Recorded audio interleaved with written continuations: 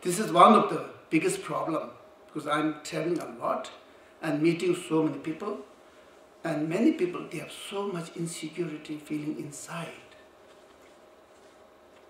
Why? Because sometimes it's so difficult to find a person to whom they can 100% rely and talk and give the best guidance. And this is, because of this, okay, we really have to feel, if I'm able to make one person who came to me, if I'm able to make that person a little bit motivated nicely, encouraged nicely, then in return, I also get happiness, you see. And many people, they say, okay, if you do a lot, the whole energy will be wasted, the whole energy will be exhausted. But I think it is not the case. If we do something good, I think in return we gain a lot of energy. If we do something very terrible things, selfish things, and then of course this will eat a lot of our energy. And then ultimately we will definitely get completely exhausted. I think this is the, if you just closely, as I always tell, just closely watch your state of mind. And what types of mind gives you pain, makes you tired, and what types of mind gives you inspiration, encouragement, gives you more energy. You just have to closely watch. And you can make your decision. You are born as a human being, well educated, you have intelligence, wisdom, you have a power to analyze good and bad, and you can also experience which is good and which is bad. And what more you need? So, this is related with the motivation. So I have to stop.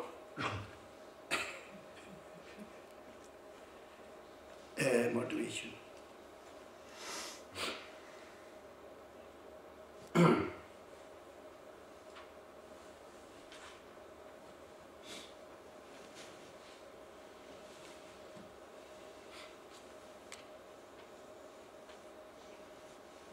Usually, okay, this is my way of seeing the things. Now I'm trying to connect what I'm saying to the text. And slowly, maybe I will land into the text of Shantideva. So I'm in the air, you see. So, I'm talking this based on one of the texts of Shantideva, which is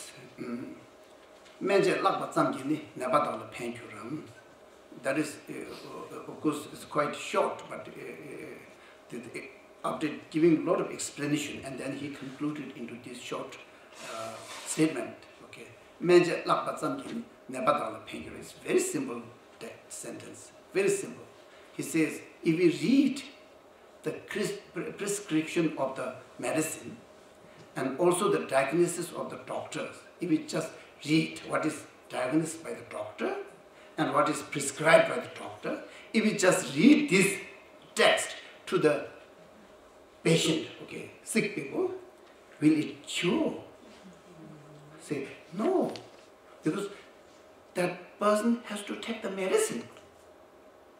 And that person has to get the real treatment which is prescribed, has to take the medicine which is prescribed by the doctor. Unless, okay, the patient doesn't take the medicine, there's no way he will be cured by this disease, okay. He has to eat the medicine, he has to take the medicine, and he has to experience the treatment on the body, you see. Then only the deathful disease will be treated and cured. Just reading, okay, doctor, you are diagnosed as a cancer, and then you are prescribed to go under a chemotherapy and blah, blah, blah, blah. Okay, read a long statement. So, it gives some guidance, okay, where to go and what to do and next step. But then unless we don't do the practical things, and then I think this patient will still suffer and it will never be cured. Okay? Menja lakpa. Lakpa means to read. Menja is how to treat, what is the problem, and what is prescribed. All this is called menja. Lakpa means just reading. Just by reading, will it help the patient? Will it help the sick person? He says, no, it will not help. So now, when it takes to the teaching, again, I consider, okay, big monasteries, nunneries, retreat centers are hospitals. Because these hospitals, they treat physical problems, and those retreat centers or the monasteries, nunneries are the hospital where the inner problem, mental suffering, mental problem, mental illness are treated. And there we get the medicine to remove the mental suffering. When we go to the monastery, we are just going there to get some blessing or some peace or happiness, which we are normally, we don't have enough happiness, we have enough suffering.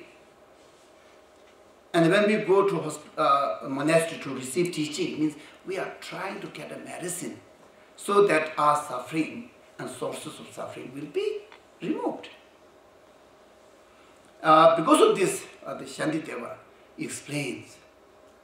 And then now the teaching what we are going to give is to cultivate joyful effort. That means we have a disease. We have a disease, but we may have many diseases related with laziness. Okay? Laziness is a disease. Not a disease which is diagnosed by the doctors, okay, but this is diagnosed by the Buddha. And this is a disease. And it's also source of so many diseases and source of so many other related problems. So now we are trying to get a medicine from the text of Shantideva, but just listening this teaching, he prescribed some medicines, explained, but unless we don't practice, I think the laziness will not go. Easily it will not go, because it has been in our mind well established, comfortably landed and staying there ages and ages.